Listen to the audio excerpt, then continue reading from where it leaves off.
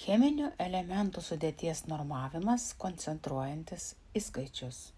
Autorius Grigorij Grabovoi.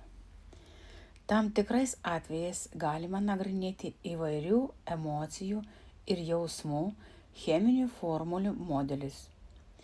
Jėgos cheminės formulės modelis C10H16N5O13P3 gali būti naudojamas taip, koncentruojantis į cheminę formulę ir koncentracija tuo pačiu metu atliekama į skaičius 9, 8, 1, 4, 8.